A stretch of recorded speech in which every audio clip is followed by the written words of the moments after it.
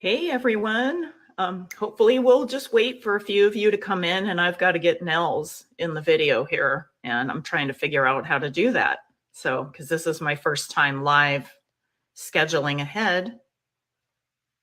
Invite to join.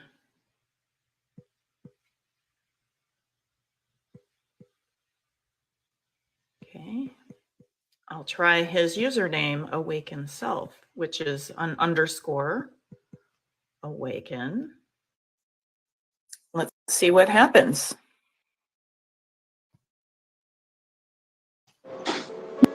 You're here. How's it going? Pretty good. How are you? Awesome. So Lauren is here. Hi, Lauren and Selena. Oh my goodness. Ramiro. It's exciting. And we have a lot. Yeah, quite a few people are coming. Yeah. So, and when I had my, when I was waiting to get the permissions to come in, it was saying that there was 41 of my people that are on Instagram right now. Okay. So hopefully a few of them cruise by. That would be awesome. Hi, Adriana, my friend in Oregon. I love you. I hope everything's going awesome. Yay. So there's a few people here already. That's brilliant. You want to wait? Hi, Selena. Selena, so my friend Nels that's here with me, he's in Goleta, and he's kind of close to Agora Hills area. Like, it's not that much further to get to. Selena, you said? Selena? Selena, yeah. Okay. Selena Starr. Yeah, she's amazing. She's amazing. And Adriana is amazing too. Yeah. So question for you. And I know that Lauren is on. Does it look blurry? Because my screen looks blurry, like pixelated. No, it looks amazing. Perfect. It looks great. Yeah. You want to wait a little bit longer, or do you want to start the discussion? So I'm not sure, like, because there's 6 people live, but I mean, I don't want to make them wait. And I know we are only going to do this for an hour, and I have an appointment at 2:30 here in Florida, and I'm coming at you today from Florida. Like, you'll see the, like the, So I had an idea. I mean, I know we're going to kind of roll with it and just kind of go how it flows. But I was reading a book of mine in the morning, and I wanted to start off with a question. It's called Awaken, 100 Questions to Expand Your Mind and Open Your Heart. I'm not sure if anyone's seen it. Who is that by? Joseph M. Bernard. Oh, okay. I don't think I've run across that book. I found it one day. I was at a yard sale, I think, and it was there. And I'm like, I'll roll with it, see what happens. But it's a great book. I love that. It gets your energy moving, I believe, and it helps you open up to the connection with spirit. So I found a great question. I think that will get people thinking and motivated, and we can discuss about it too if you'd like. Yeah. The question is, what is your higher self? What is your soul? And what is your spirit? So I know. Wow, that's a pretty good discussion right there. I want to hear your input. What do you think of all those three? The difference between all three of them? Yeah. So, yeah, because it's actually really hard to like describe the soul versus the spirit, but it is a little bit different. It's like spirit is I guess the overarching, like, the one, the all that is, and then how we are all a part of that. Okay. Where I believe that the soul is kind of like our individual capsule, and not just in this body, like it goes in other bodies, and just right now we're in this one, right? Right. But like, we all have a role to play. And so,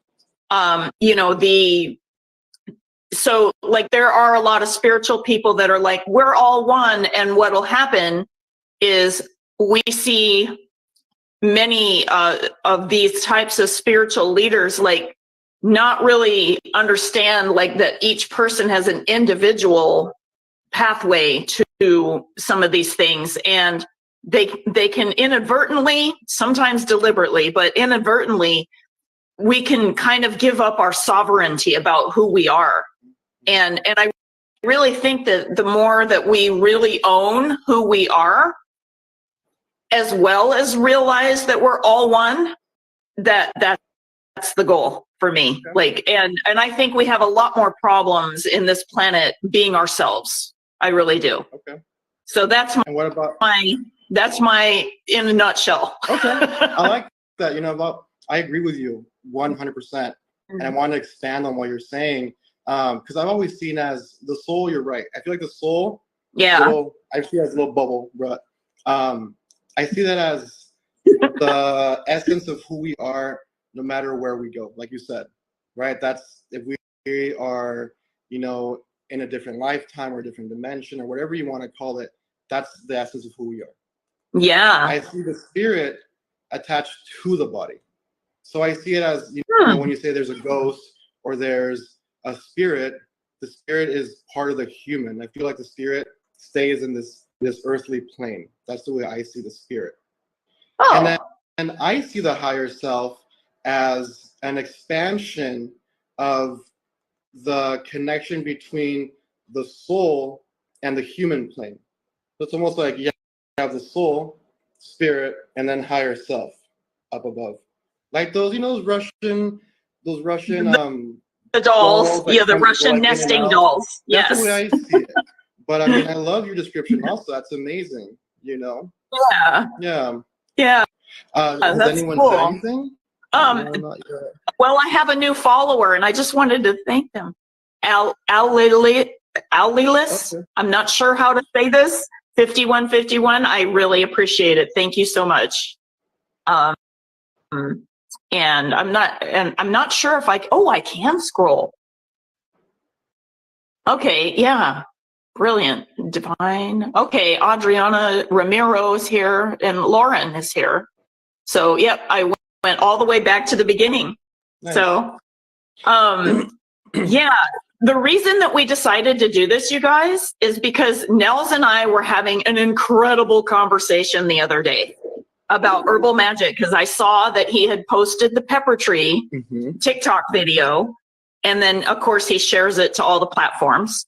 And I'm like, oh my God, I love pepper trees. And I used to have them in my backyard, and I even made tincture out of the berries and you know, all kinds of stuff. And then I read more about that tree, and then it has, so European lore has like with hawthorn and oak and ash trees, there is lore that talks about those being trees that are portals to fairy, which is like the other world. Right. And that tree, the pepper tree, it has an indigenous like overlay that is similar, but it also has properties of cleansing negativity. Oh wait, don't we use white sage for that? Like, and make, you know, like, and there can be problems with using white sage unsustainably. Right. It's so awesome to actually have bioregional relationships with our plants, because they want to help us in a way that, like, when they come to us, like they're right there in our backyard or what have you. So we were talking about stories about healing, and like, you know, and it just got really cool. So I was hoping that you could share some of your stories of healing with plants, like that are just out in nature, and some of that. I thought that our audience would really like to see that. Yeah. Do you want to answer Adriana's question first? I do. Pretty complicated question. Depends on how you work with or see your monad and the various echelons. Love, lots and lots of layers and hierarchies depending on everyone's experience with spirit. Yeah, and I would say that Adriana is very advanced when it comes to like spirit work, and like she has, yeah, it's awesome. Yeah, it sounds amazing what she's saying. I think that it'd be nice to have her one day on a live and see what she has to share also. She's open to that, because I do feel like these are topics that people love learning about, and it just helps you in general also on your own spiritual journey, knowing how to decipher what you are, because this is what we are. I bet she would love that. Yeah. I hope you guys are following each other now on Instagram. If not, I'll follow her after for sure. Yeah, But I wanted to add to what you said about the pepper tree. You know, for me being Hispanic, growing up in a Mexican household, I remember since I was a kid, we'd always grab a leaf, a big chunk of branch of pepper tree, and we'd slap each other in the back over the body to cleanse ourselves. Wow. Energy. And for me growing up, I thought it was silly. You know, I never understood it. I liked it, but I was just like, this doesn't make sense. But I would do it either way. You know, so growing up, identifying more as a spiritual healer and spiritual teacher, I started to research and learn that these were practices that seemed silly but effective, right? Because the herbs, like you said, they have their own spirit. They're their own little entity, and they're speaking to us, right? And it's so easy in California to find it. Practical. Oh my gosh. And we don't need it's everywhere, and it's weedy. It's very weedy. They want to grow everywhere. Right. Yeah. You don't have to pay for it. Just give back to the earth when you put something out. Right. Right. Put your penny at the foot of the tree and see what happens. The fairies love the little shiny stuff too. Yeah. I wanted to ask you. I'm really super weird. I don't just share money. I share essential oils with trees and also with crystals. There's a place in Montana called Crystal Park. And I went there with my family, and I offered essential oils because that's all I had with me. And I was the one that found all the crystals that day. Like nobody else was finding crystals. Really? Yeah, it was really wild. It's like, yeah, this park really likes eucalyptus oil because that's all I had with me. So let me ask you a question. When you pour certain oils, is there certain plants that don't resonate with the essential oil? I have not found that to be the case, and I'll explain. Okay, because I'm not clairvoyant. I'm more claircognizant, and for you guys that are watching and then you don't know what that means, I'll make sure that I make some videos about that. But the sense that I receive is that they're just like, oh, what's this? Like it's new. It's like somebody brought candy. Like that's kind of like how they act, right? Like, and then like, because they're so excited, they want to do stuff. Like it's just like they're waking up. Okay. And so the one that I had the best luck with that was orange oil. They went freaky crazy with that. And then I was thinking, wow, well, we eat orange candy or whatever too. I mean, right.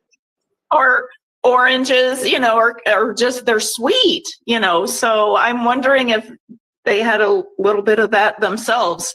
I hadn't seen any plants reject the oils, like they hadn't, and I only use like a couple of drops, and I usually put it on a leaf or something that I find around, and then and I'm very mindful, and I'm saying thank you for everything. Here's my offering for you. But I think that the essential oil, because it's so concentrated, it emits out. Right. And they're just like, and everything gets really excited. I love that. I'm gonna try that. I'm gonna try that when I'm out hiking next time and see how the plants react. Yeah. But I mean, I want to explore a little bit deeper. What about fairies, like the elementals? What do you think about how they react to that? That's what I feel like it is, actually. Okay. Like and many of the like the beings, the elementals and some of them live in the plants themselves that are around in the area. And then oftentimes I'm pointed to, like, if you will, the genus loci, or the plant that's in charge in the area, like in the immediate area, and they'll give me permission, or like it's odd. I can't really describe it because it all happens like in a thought process in my head, but I know it's a download. I love that. And I have a quick short story, short in quotations, story. I went with my dad to Mexico right before COVID hit, 2019, and there's this sacred place in, I believe the city is Ocotlan. So it's about an hour east, I think, of Guadalajara.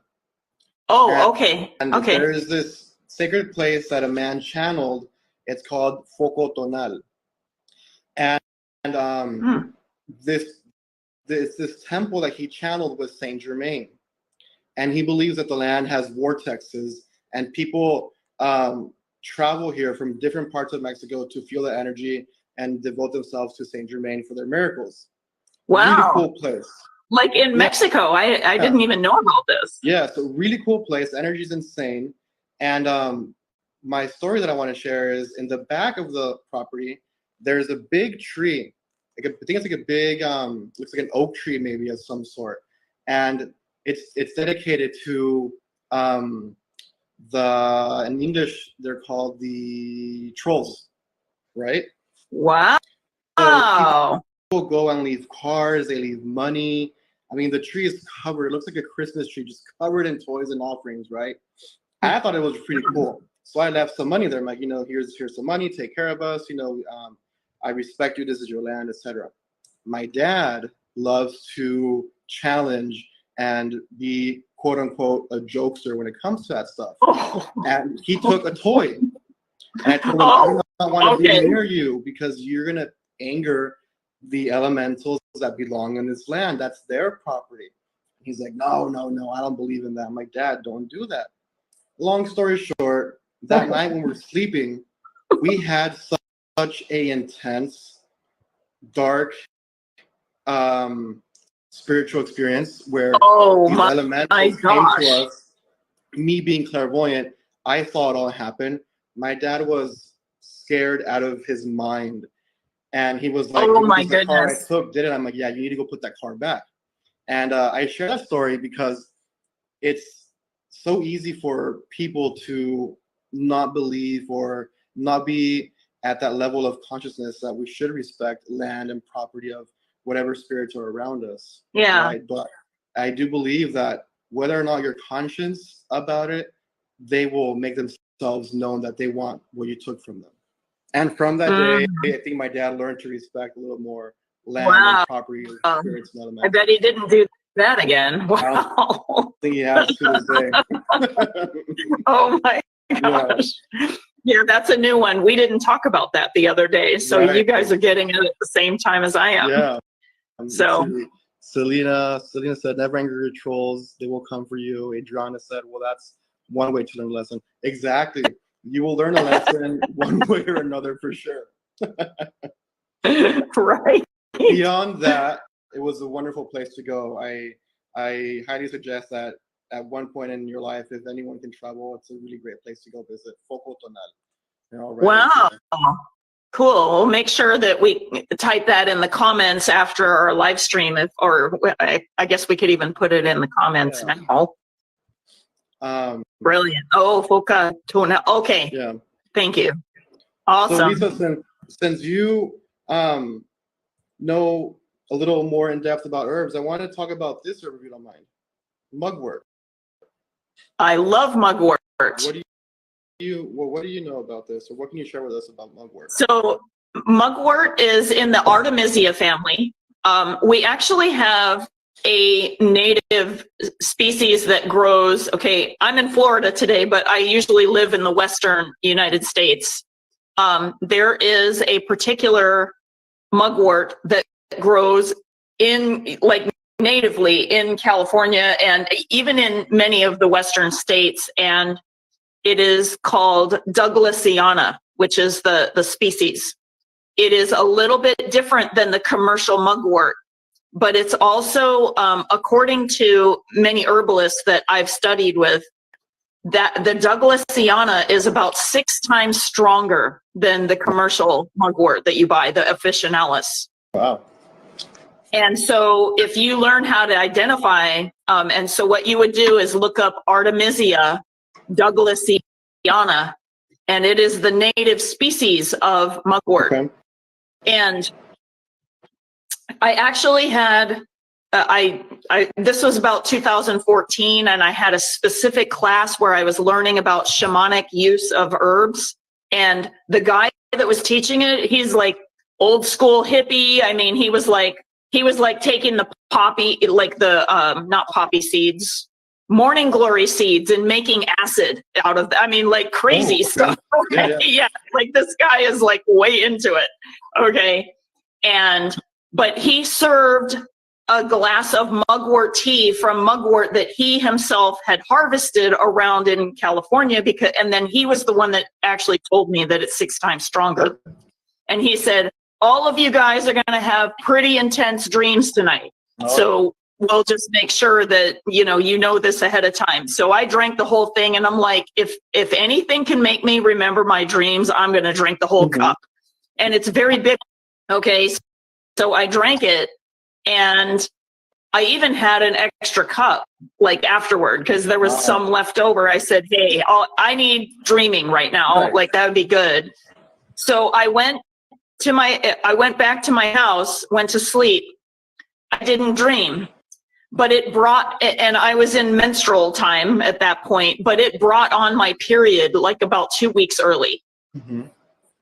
So when I went back to the class, they said, hey, how were you guys' dreams the night that you had mugwort? And I said, I didn't dream at all, but I had my period come 2 weeks early. So he did talk about how mugwort must have, like, instead of like focusing on my dream time, I apparently needed to process something and release out of the lower chakras, which, that's like the story of my life, right?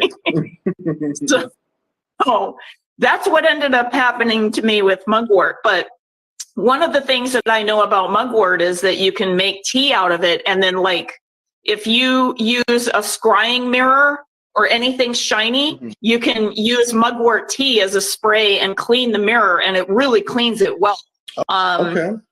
And if you, obviously, it's used for dreams and that type of thing. But it's a very excellent medicine also for women who are menopausal too. And it helps them clear out things that don't need to be there. Right.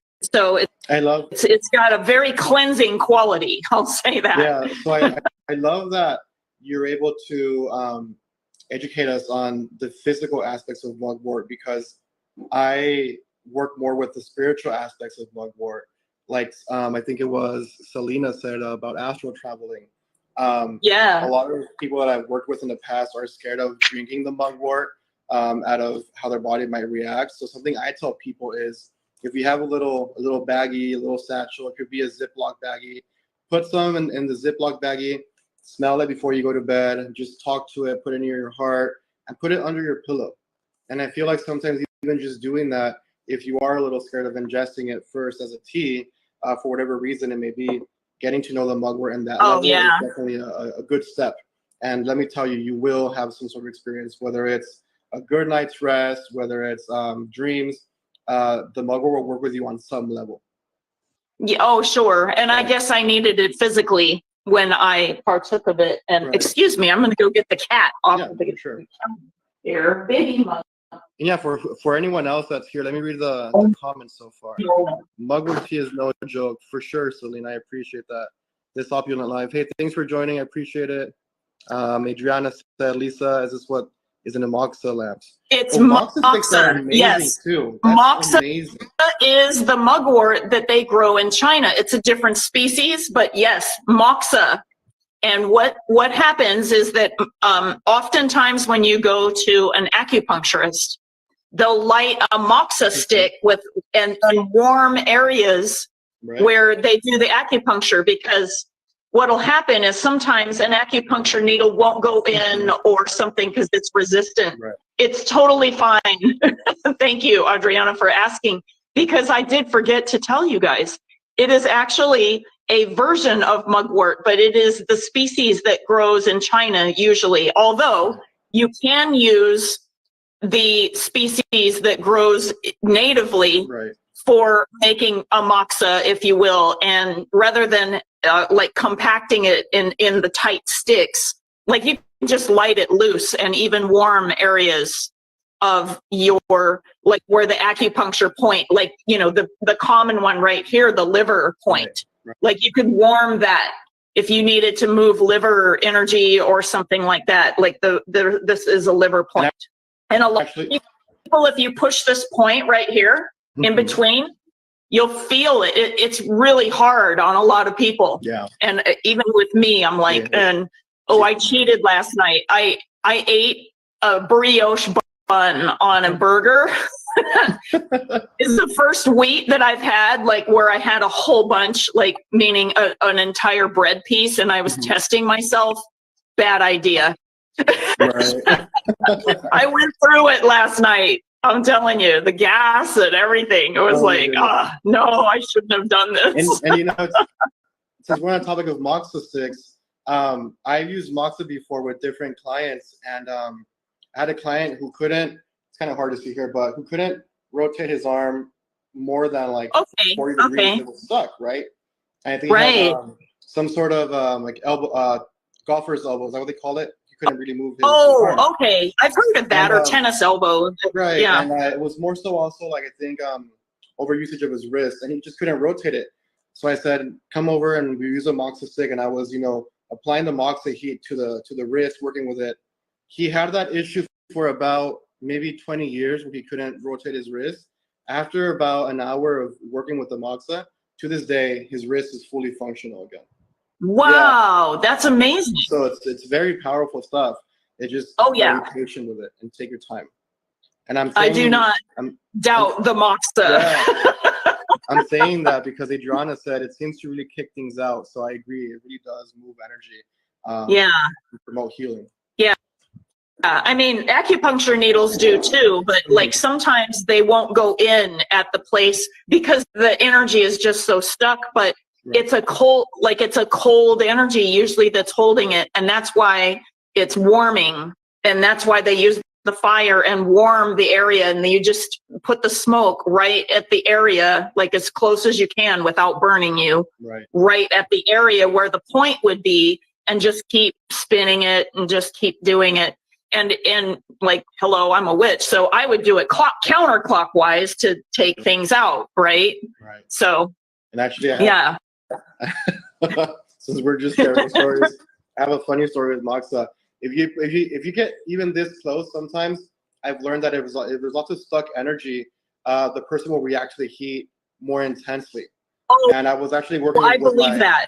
Yeah. I was working with my mom with the Moxa stick, and this is her back as an example. I was about this close. She felt like it was touching her, and she let out the biggest scream ever. And I'm like, "What's wrong?" Oh my gosh! You're burning me.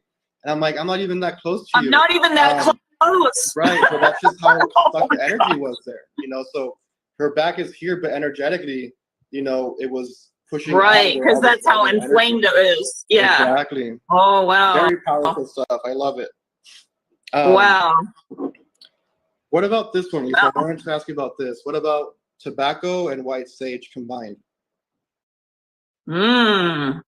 Wow, I could see that being pretty powerful. So I know that white sage is amongst one of the most deepest and powerful energetic cleansers. I mean, that's what people will sage their house with when they want to get everything out. Okay, like it's one of the strongest ways to do that. Right. By the way, if you guys don't have sage and you happen to have rubbing alcohol and Epsom salts in your house and you put it in a fireproof bowl, I would recommend cast iron, and then maybe with a glass liner or something like it, or a ceramic liner if that's what you want, like if you don't want the metal energy on it.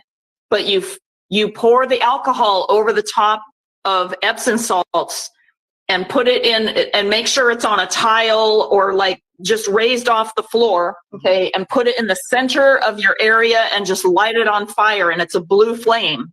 It will kick everything out too. So if you guys don't have access to white sage, that's another way that you can clean everything out, okay? With tobacco, I would say that because tobacco, I think, has different properties. I have heard it being discussed in Native American circles because tobacco is like, he's like grandfather tobacco. He's like the guy that you pray to. Like he's the one that like actually answers. Like if you pray to him, it's like, he says okay and then grants it. So, but we don't know this like use with tobacco. So what'll happen is that because tobacco has other qualities that, for instance, with people that smoke, like they have to concentrate on whatever it is that they're doing and keep all of the emotional, things that might bother them out of the way in order to get a task done. And I understand that. But if we constantly smoke and never handle our emotional stuff, that's a different issue. Okay. And that's how most people use tobacco, and particularly, in, I guess, common culture nowadays, because we're not using it as to communicate with grandfather tobacco. We're just trying to get shit done and keep all of the stuff out of the way and like make a smoke screen around what's going on. And with repeated use, like you never handle that emotional energy. It just kind of stays there. And, people, and that it can be an addictive quality to this. And we know this from people that like literally can't stop smoking and things like that. And by the way, that's mostly tobacco that has other chemicals in it. There's other things going on. I think that they put additives, and they definitely add sugar. So there's people, if they have sugar cravings, they smoke and they'll still receive the sugar hit too. Right. So I think that they make it more addictive. Like that's my personal opinion. Yeah. And I want to add to what you're saying, because my background is also, shamanic healing. So in the curanderismo tradition and just shamanic realm, belief in general tradition, they believe that every plant has its light and dark side. Right. Oh yeah. Okay. Oh yeah, so, sure. If I saw an article, or I think it was a video maybe, about how in practices where they use tobacco constantly, but they respect it and they honor it and then they smoke it, there's no cancer. But in the Western part of the world where we live, they smoke it, they use it for whatever reason, because it's an addiction, to cope with something. Yeah. And there's so much cancer, because they're invoking the dark side of the medicinal plant, versus when you work with it to heal, you're asking for permission. You're accessing the light side of the medicinal plant. Right. So I think there's not the additives in it either. Well, okay, I shouldn't say that, because tobacco is often an ingredient of kinnikinnick, which is smoke, but it's sacred smoke. It's used to access the ancestors and the plants, like at their spirit level, and ask for things. I was also going to say, and I'm seeing that there's a question, I'll get to that in a moment. Before I went on further, I forgot to finish up the last thought. With the combination of white sage being the one that kicks out everything, and the combination with tobacco of the bringing things, I would think that it would be like kind of a way to rotate things leaving and things coming in, like, and facilitate that process. That I forgot to say that. Thank you. Right. I agree with you. So yeah, I personally like to use this combination. I see. You're right. Like you said, to cleanse and clear the house, pushing out the energy, but welcoming in with the tobacco, positive energy, protection energy, whatever it is you want to ask the tobacco to bring in. I love that combination. And I also wanted to ask you one more, but do you want to answer Adriana's question? It looks like Adriana says, entity attachment causes addictive riders. So clear the plant and yourself well first. Okay, yes. That's although I would say that the entities would stick more to a person than to the plants themselves, because I do think that the plants are usually pretty relatively clear, but it is important for you to like make a relationship with the plants that is at that really higher spiritual level. But yeah, there are entities that, like they're trying to get in. Right. And Selena said she adds sweetgrass at the end for tobacco and white sage. Oh, beautiful. That's amazing. Sweetgrass is awesome. I love sweetgrass. Yeah. What about this one? Palo Santo. I love it. And I have mixed feelings about it. I love it, but I know it's endangered and we're running out of it in the world. But exactly. And that's why I loved how you shared on your feed, you know, because I was like, oh my God, Nels, my favorite post that you shared was the pepper tree, because it's not endangered. And I'll tell you what, it perpetuates like a weed. Right. So why not use the plants that are trying to get our attention by being weedy and use them for what it is, versus a plant like Palo Santo that we have to go travel and go get it. And by the way, it smells amazing. Okay. But I'm like you, I don't want to just burn it just because whatever, you know. I know people that use Palo Santo instead of a matchstick in the bathroom after they go. Like, I'm not even kidding. And I'm thinking, there's got to be a better way.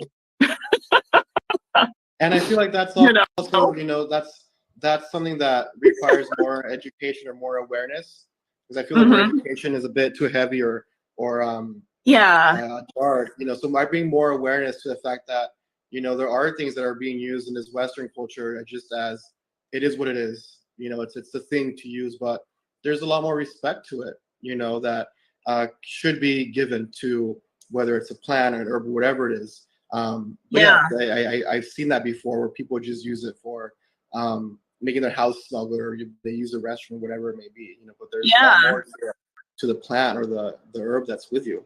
I mean, it's not that it's a wrong use, but it's like, wow, like with all the sustainable aspects that we have for other things that renew themselves like more quickly, I understand needing Palo Santo when you need Palo Santo, and really blessing it and everything. And it looks like Selena is saying, what about Palo Azule for tea, which I'm not familiar with that. The only blue tea that I've ever had was made with the butterfly flowers. Oh, and what you do is you brew the tea with water and it turns blue. And then if you add a little bit of acid, kind of like lemon juice or something like that, it turns purple, like and then it, like, you add more and it'll turn pink. So it's a beautiful, beautiful tea. I'm not sure about Palo Azule. I'm not familiar with that. Heard of Palo Azul, or is it Azul? Azul, yeah. Oh, and she put an E, so I'm pronouncing it as if it's Spanish. I'm not sure. It might be Palo Azul, but I've heard that's Palo Azul. Okay. And, okay. I know it's good for flushing things out, working with the kidneys, I believe. But I haven't had the chance to really sit down, Selena, and actually work with Palo Azul. I know it's something that people are starting to talk about more in these upcoming past, I think, months, for my own personal experience with it. But I'd like to know more about it. I should probably learn more about Palo Azul, the actual spiritual aspects of it, because I just know it helps you flush things out and detox certain things. But I personally haven't used it too much. Adriana says it totally. It seems like local plants would actually work best energetically. Palo Santo is phenomenal in Peru, but we're not there. Palo Santo is amazing. I love it. Also, copal. Copal. Oh, copal incense. Oh, yeah. That's a really great incense, or something to work with to purify and cleanse the house. So it's like I told you before when I met you, I always see sage as you're at a party and there's a bodyguard that tells you, hey, you need to leave. You know, it works. But it's here. And then you bring in Palo Santo, and that's like bringing in the SWAT team telling you, all right, everyone clear out. You know? So I do believe that there's different uses for different herbs. You know, so you wouldn't want to use Palo Santo, or my personal experience, Palo Santo for a house clearing if it's not needed, because I feel like it could overwhelm also the That's right. You know, so I think knowing what to work with for whatever reason you need it is beneficial for you. Like using a fire torch to kill a fly instead of a fly swatter. I mean, you know, it's like more damage is done in the process of, I see what you're saying. Are there any other herbs you'd like to talk about? Okay, I want to encourage people to do bioregional herbal magic, because I think that going out in your yard and looking around at the weeds is a great way to learn about the relationships with plants, and to like, and even if you don't know that much, like, so like for magical use, you don't have to necessarily ingest it in order to access the magic. Sometimes you can gather it with permission, of course, from the plants and do something with it. So the thing is that lots of the plants actually are trying to get our attention, especially the ones that are called weeds. Okay. They probably want to help us somehow, and they're trying to get our attention. So they're like in our face all the time. Right. So I think that if I don't, like wherever you are, okay, I think that whatever is called a quote noxious weed in your area, I think that you need to look at the magical properties of that and maybe like access that and like heal your area, and perhaps even something that it wants to help you heal, because it's talking to you. And I just want to encourage that. And I'm not saying never buy herbs from, your metaphysical store or your health food store again, because that's not what I'm talking about. I'm talking about making a relationship with your environment, and it's like 15 times more powerful to make that relationship in your environment than it would be to just go to the store and get something. And to expand on that, I was talking to you about this the other day, when I was talking about like making your own tincture of, like, say for instance, wild lettuce, because that grows all around too.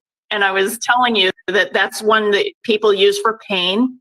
They use it for sleep, and they use it for like dreaming. Okay. And so yes, mugwort is also used for dreams. And by the way, they work really well together. But wild lettuce is everywhere, and it's very gentle, like even for kids, that they can use it for pain medicine. Okay. You got to probably put like some salt in it or something to get them to take the tincture, because it doesn't taste great. Okay. But it's really, really good. So we were talking about like the fact when you make your own medicine, when you talk to the plant, you put, the vodka or whatever you have on the, you have it in a jar, you collected it, you make the tincture, 2 weeks later, you filter it out. The tincture that you make for yourself is like so much more powerful than even the chemically, constituent wise one that's better according to, there's more constituents in the one that you buy at the store, like from Herb Farm or something. And by the way, those are wonderful if you don't have access to the plant, or you don't have time, or that there's other things going on. But one of the things that my herb school taught me was make your own medicine, like identify plants around you, get to know like a handful of plants really well, and, cure about 80-90% of everything that you ever come across with a handful of plants that you just know really well. Right. And so that's just what I was going to talk about. Hi, Janet. Awesome. I love what you said. That's it's a great thing to do, especially when we're trying to maintain the environment and take care of our plants. We have so many around us. Why not use what we have here before we take what's already limited for everyone else on this earth, right? Yeah. I see that Selena asked a question about Palo Santo being better to cleanse the body than a house. I'm not sure how to answer that. I was going to answer that. I'm not sure if she's still here. Okay, good. Because I cannot. If she is here, so I agree with her. And I have used it and I've talked to it because I have heard that before. But see, the way I see Palo Santo, when you burn it, let me pull my little stick out. When we burn Palo Santo, if you notice when it's on, and I don't have a lighter right now, I wish I could light it, but the smoke is so dense. The smoke is so dense, and it almost looks heavy, like a mist. And I agree with her that heaviness to the smoke can access the body and penetrate the body energetically So that at a etheric layer that's about an inch away from our body, right. that gets a lot of stuff in it. Yeah. Right. So wow. I do agree that this has a strong ability to penetrate the body's energetic field to cleanse the body. But now let's talk about a house that has some sort of darker energy, demonic energy, poltergeist, whatever it is you want to call it, or just a heavy spirit. You use this, it's energy, right? It's vibrating at a wavelength of energy. You use this, it sucks it in faster. It gets rid of it faster. Where sage, the smoke is so thin, it's great because it penetrates the whole area. Right. Okay. Faster. Where Palo Santo. So you concentrate the area where the, if you will, the infection. So like if you're sensitive, you'll go, oh, something happened in this room at this spot. That's where you would use Palo Santo, but you would probably use sage, like just to get everything else out of the way first, and then maybe afterward too. Right, because think of sage as lighting a light in a room. It brings light to the whole area. Palo Santo is more like a laser. It goes where you need it to go, and it takes longer to get into the whole area.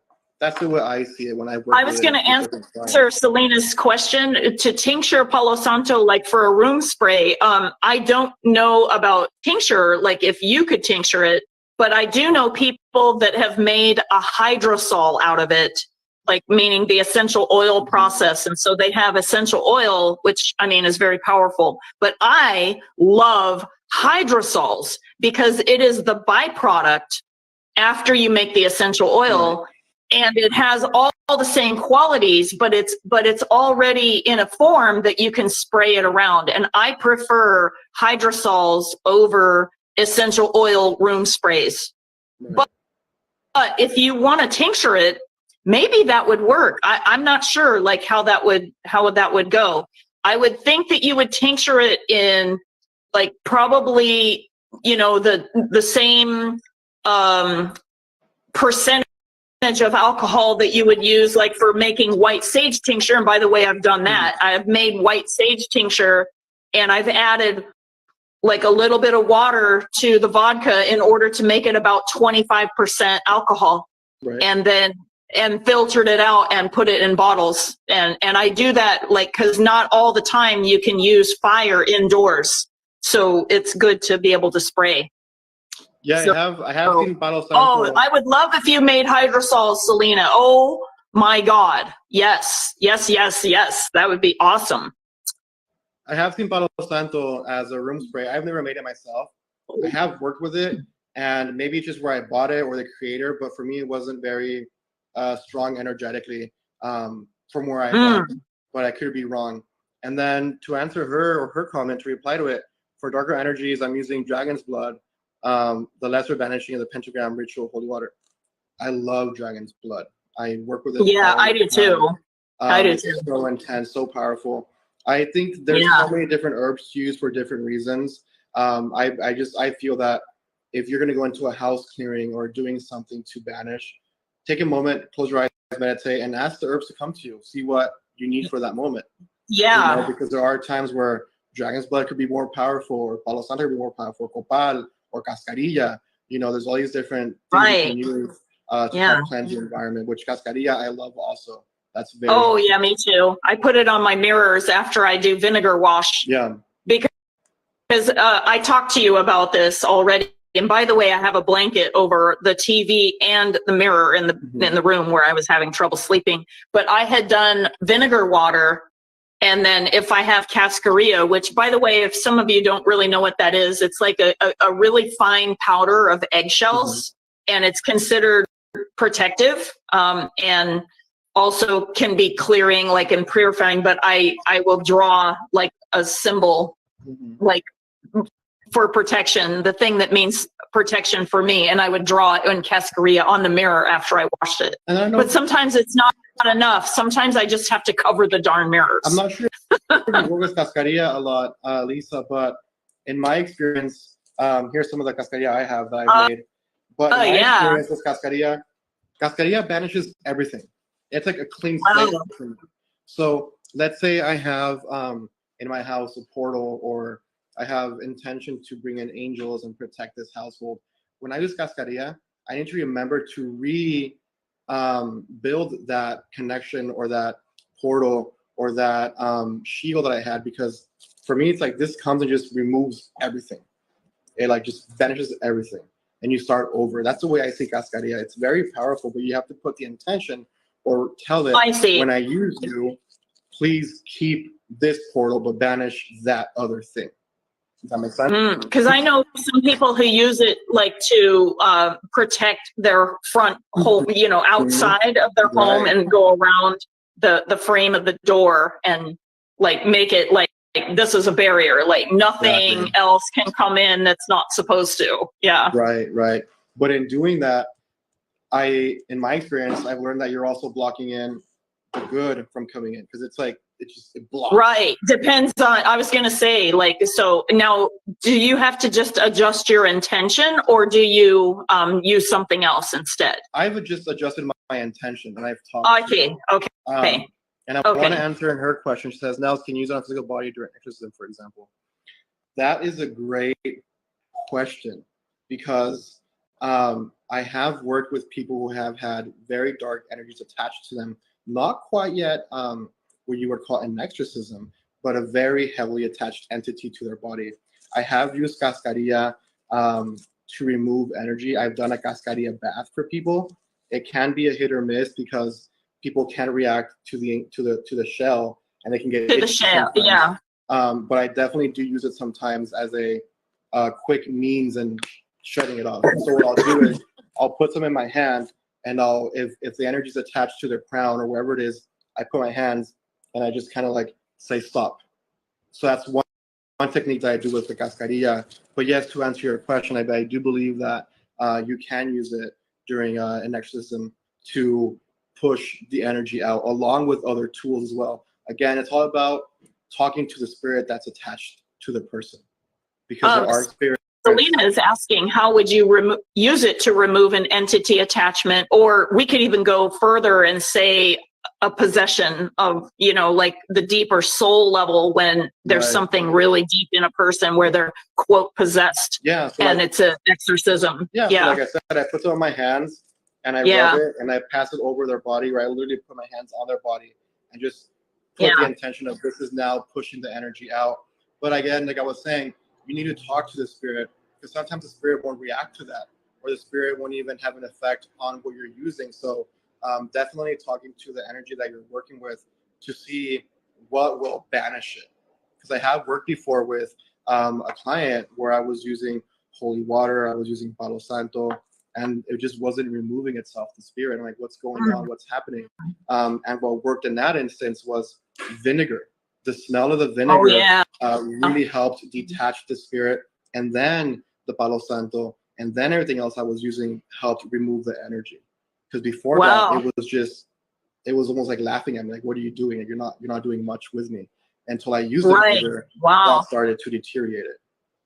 Vinegar is like overlooked a lot. I love using vinegar on the mirrors and everything, like in windows, anything shiny, really, like doorknobs, picture frames, like, you know, like you can do a lot with just vinegar water and just washing things down. It's amazing. You can put probably your herbs in the vinegar, like, and shake them up, and like probably do it that way too, and make like kind of a wash. And there's also Florida water. I don't know if people in here have heard of Florida water, but Florida water is too. I'm sure that they have.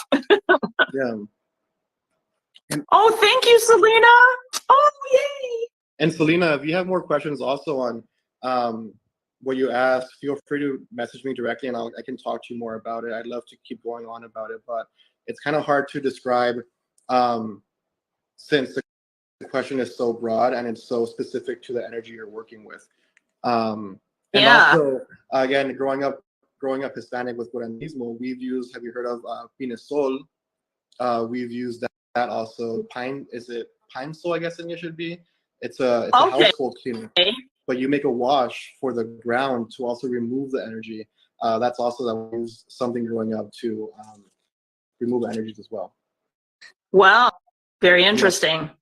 Are you talking about old school pine sol? Like meaning like back in the day, actually with pine instead of like how they ever make it today with chemicals? Right, yeah. right, yeah. Mm-hmm.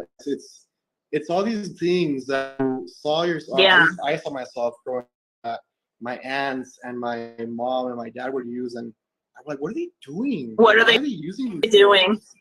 But here I am now, you know, as an adult, I use the things they used to use. So yeah, well, and then like with ammonia, and then people use Windex for, you know, I'm going to clean everything with Windex, right? Like, you know, like in the movie, the like My Big Fat Greek Wedding, right. where they were using Windex on everything. Right.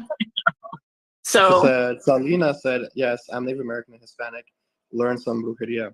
Yeah, so that's also another branch of healing. Yeah, I would say that Selena could probably be better as a curandera rather than a bruja, at least in my definition. Yeah. But I mean, there is crossover between the two, because I think that it's all about intention. And I know Selena, and she has very loving, beautiful, healing intentions, and she's one of the most powerful medical intuitives out there. Yeah, she's wonderful. We need to get her you guys need to follow each other.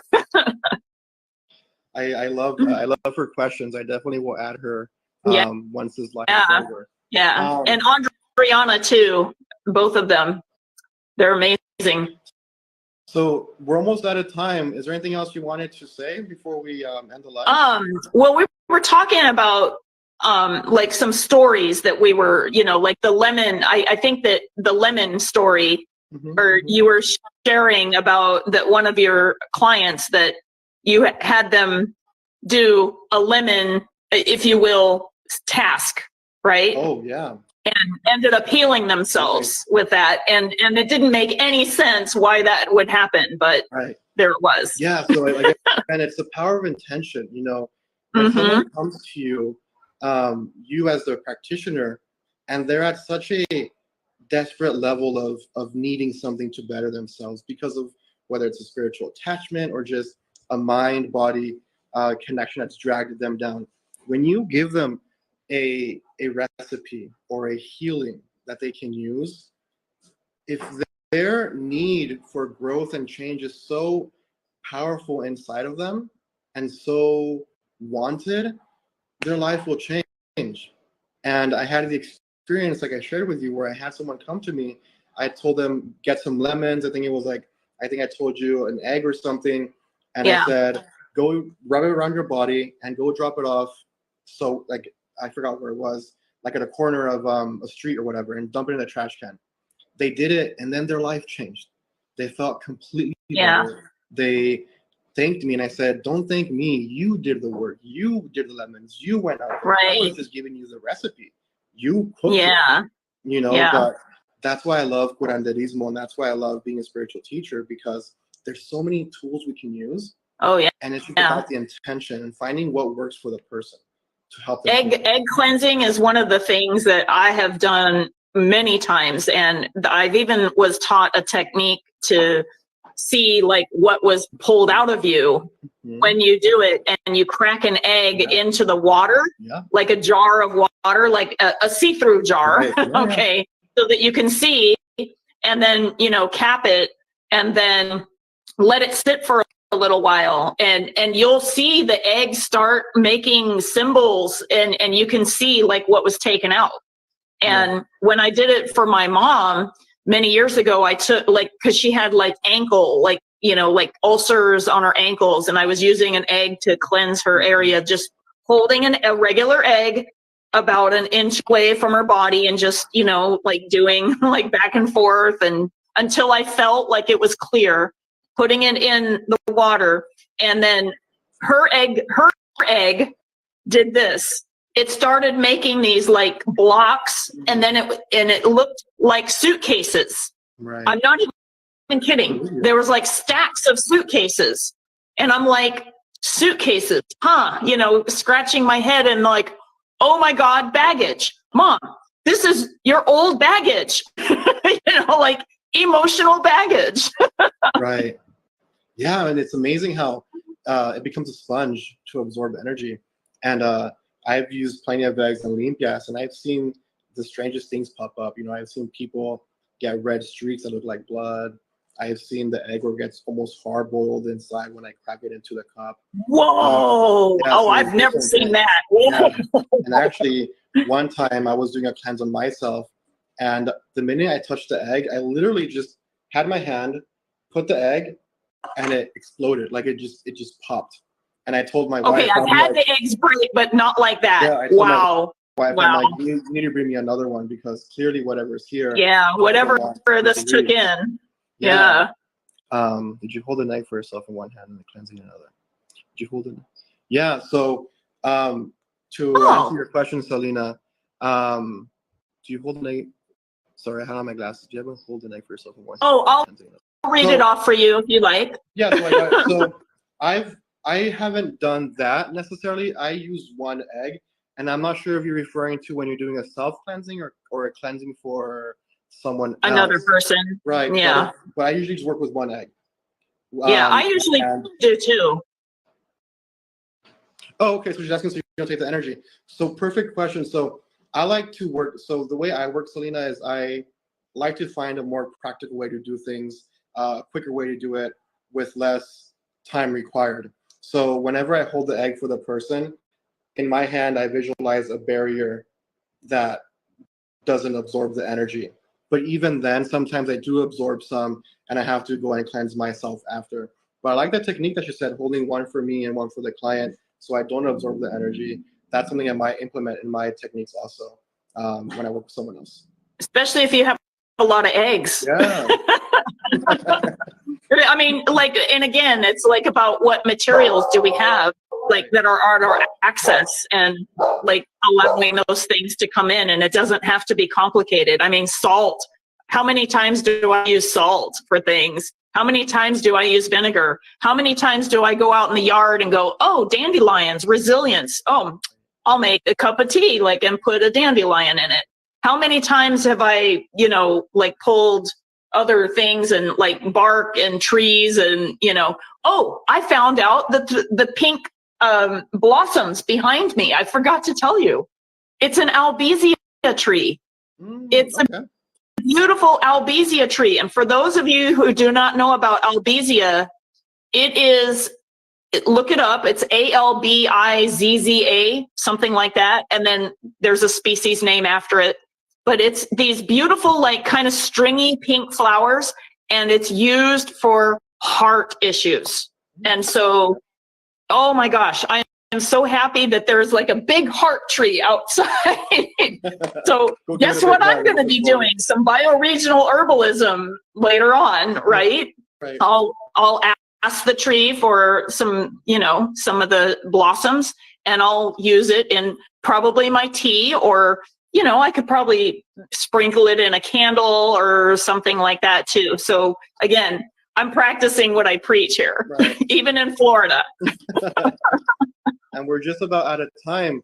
Did you want to tell people about what you're doing with your TikTok? Yeah, so I've been doing little minute videos, giving, I guess, advice, tips, techniques for dowsing with a pendulum. And I'll probably be continuing with that. I've got 5 more ideas that I need to still do. And so just be watching for that. I'll be branching out into other things later, but that was a good starting place because a lot of people don't really talk about dowsing. Right. And that can be used in so many different ways. And I love what you're doing with your TikTok and your idea of creating a new way of using pendulums. I'm drawn to see what you're going to do in the future with that. And I know it's going to grow. It's going to grow from here. Thank you. Thank you. I want to hear about what you're going to be doing on your TikTok and Instagram elsewhere as well. Yeah. So I do post on TikTok and Instagram regularly. I'm still trying to build my Facebook more. Every Friday, if you click, I believe it's on my link tree. The Zoom. Right. Yeah. Every Friday I have a free spiritual gathering where we just discuss the week. I meditate on a theme for the week, and it's a safe place for people to come and just detox their emotions and just express what they're feeling and hopefully leave vibrating at a higher level. She says pendies are essential. Oh, yeah. I agree. And this one it's a pink, like, and I have a red jasper stone in it, but the bottom part is like kind of a pink. It's kind of a jasper as well, I'm pretty sure. Like, it would be cool if I knew if it was like a rhodochrosite or a rhodonite. I'm not sure what it is, but I love it. Very lovely. I love it. Yeah. So do you wanna? I'm gonna end with pulling a card with my deck. You read my mind. Look what I was doing. Oh, cool. Let's both pull a card. Yeah. That's a great way to end it. Like, see how I made my thing and it matches my cards? I love it. This is out of print, by the way. Bummer.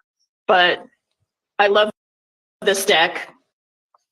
And I travel with it, obviously, because here I am in Florida, right? And I have the deck with me.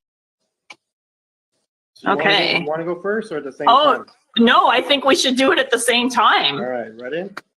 Okay, this is for everyone who is watching live as well as watching the replay. I'd like a message for them and a message for everybody that is. Okay, let's get it. Oh, look at what I got. The Three of Swords. So a lot of people are going through really, really deep heartbreak right now. And isn't it interesting that I ended up finding the heartbreak, like corrector outside. Right. So I'm going to send all of you guys some Albizia energy when I go work with that plant so that we can all have a healed heart chakra. Okay. I love that message. Yeah. And I pulled the card that says teaching and learning. Oh, cool. And that's what we're so doing right now. Yeah, so this is a great reminder that whatever it is that you do on your spiritual path, or even just in your waking life, if you don't follow a very spiritual path, continue to give what you receive. Let it be a cycle of constant ebb and flow in your life, and you will always be following to some degree what you're meant to do on this earth. If that makes sense, what I just said. Yeah. So just it does. To give. Beautiful. Continue to give and receive. Yay. We'll let you guys go back to your lovely Sundays, and I guess we'll be doing some heart clearing right now. I was clearing more of my lower chakras earlier, and then I did a third eye clearing, like a video where I watch Healing and Beyond Michael, and he did this with the aqua aura quartz, and it was really cool. And I always feel a tingling on my head when I watch his videos. But I guess it's I'm going to be going to do some heart chakra energy right now, and I'll send all of my work out to you, our audience, today. And I'm going to go ahead and just cleanse the space as we end this live. Thank you for everyone who's watching. Beautiful. All of you. Guys, have a great weekend. Love you so much. Thank you for follows. Thank you for viewing today. And we love that you're here with us. Thank you. Bye.